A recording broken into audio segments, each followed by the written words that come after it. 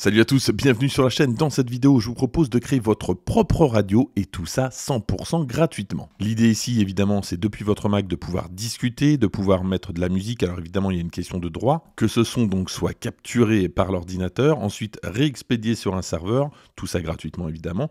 Et puis après, depuis votre application musique, vous allez pouvoir ajouter un flux et écouter en direct. Alors en direct, oui et non, hein, parce qu'il y a quand même un laps de temps d'une vingtaine de secondes, donc c'est pas du direct complet, mais en tout cas, c'est possible de faire tout ça. Alors pour que ça fonctionne, on a besoin d'utilitaires qui sont déjà sur le Mac et puis d'utilitaires qu'on va devoir télécharger, mais je vous mettrai tous les liens dans la description. On commence tout de suite par la première application, c'est Blackhole. Blackhole, alors c'est une application gratuite, rien ne vous empêche évidemment de faire une donation au développeur pour encourager son travail, et elle existe en plusieurs versions, en 2 channels, 16 channels ou 64 channels.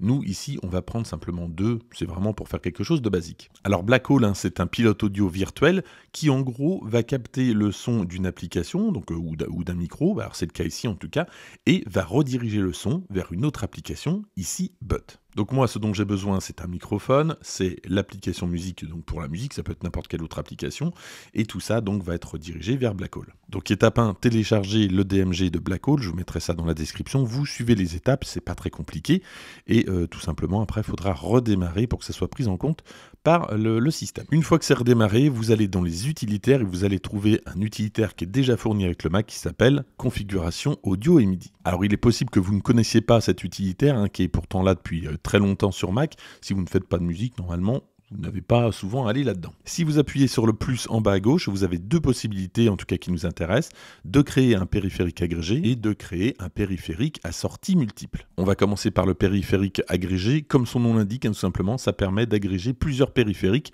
en un seul. Première étape, donc, c'est de cocher les cases du micro ainsi que la case Blackhole de Channel pour les agréger ensemble. Et ensuite, on va créer un nouveau périphérique à sortie multiple. Donc cette fois-ci, on va prendre le Blackhole à nouveau, mais également les haut-parleurs de l'ordinateur. Donc ici, moi, c'est mon Mac Studio. Voilà, donc grâce à ce montage, toute la partie son qui est dans l'ordinateur, donc que ce soit le micro, le son, va passer par Blackhole et va être retransmise après au logiciel But dont je vous ai parlé. Pour le moment, il n'y a eu pas beaucoup de configuration jusqu'ici, c'est très simple.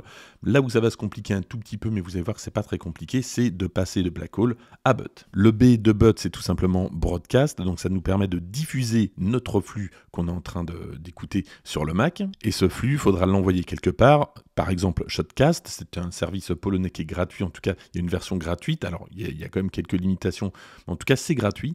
Et donc une fois que vous avez créé votre compte sur Shotcast, je vous mettrai le lien également, vous avez tout plein d'informations sur le mot de passe, votre nom de serveur, etc. que vous allez rentrer dans But. L'interface donc elle se présente comme ceci. Ce qui nous intéresse nous, c'est l'onglet audio. Et alors j'ai déjà créé un profil, mais vous pouvez en créer un juste ici. Et voilà ce que vous allez rentrer. Dans type, vous allez mettre Shotcast. Dans adresse, l'adresse qu'on va vous donner avec Shotcast. Le port, pareil. Et le mot de passe, là aussi, vous l'avez défini, mais c'est Shotcast qui vous a fait un petit récapitulatif. Vous pouvez le voir directement dans l'interface de Shotcast. Ensuite, vous enregistrez votre profil. Il n'y a rien d'autre à mettre. C'est relativement simple une fois qu'on a créé le compte dans Shotcast. Donc je vais revenir dans l'onglet précédent et on va lui indiquer donc les appareils audio. Donc ici, je vais aller dans Primary Audio Device qui se trouve juste ici. J'ai toute ma liste des audio devices et je retrouve ici donc mon fameux périphérique agrégé que j'ai créé avec configuration audio et MIDI. Alors si toutefois ça ne fonctionnait pas, vous avez ici des canaux. Alors il y a plusieurs canaux suivant votre configuration. Vous pouvez peut-être être amené à changer les canaux, donc n'hésitez pas à changer le canal pour voir.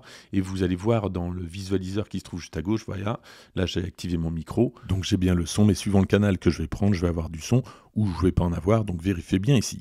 À ce moment précis, vous avez quasiment tout fait. Évidemment, il faudra avoir créé le compte sur Shotcast et récupérer donc toutes les informations. Vous lancez votre serveur sur Shotcast et regardez, ensuite il n'y a plus qu'à appuyer sur lecture. Ça y est, la diffusion a commencé. Ensuite, pour écouter, tout simplement, vous allez aller dans Shotcast, vous récupérez votre adresse de diffusion, c'est pas compliqué, et vous avez une petite interface, voilà, comme celle-ci. Ça y est, c'est parti. Là, vous entendez. Alors, il y a toujours un décalage, moi ce que j'entends c'est ce que j'ai enregistré il y a une vingtaine de secondes, une trentaine de secondes. Ce qui est intéressant c'est qu'on va pouvoir l'utiliser évidemment dans musique, donc je vais dans fichier, je vais ouvrir donc ici ce menu, et juste là j'ai ma fenêtre, je vais coller tout simplement mon adresse et je vais pouvoir écouter donc mon flux de radio directement depuis l'application Apple Music. Alors je vais donc fermer cette fenêtre, voilà, et ici vous voyez j'ai déjà mon flux radio que j'avais enregistré, donc j'ai pu le renommer, etc. Et si je fais lecture, donc je vais l'entendre directement et regardez, j'ai une petite indication directe juste ici. Donc bon, direct, évidemment, c'est relatif. Je vous dis, il y a toujours une latence d'une vingtaine de secondes. Voilà, donc tous ces outils sont gratuits. Je vous mets tous les liens dans la description. Si le tuto vous a plu, surtout, n'hésitez pas à liker cette vidéo, à la partager, à vous abonner. Et moi, je vous dis à très bientôt pour d'autres tutos sur Mac.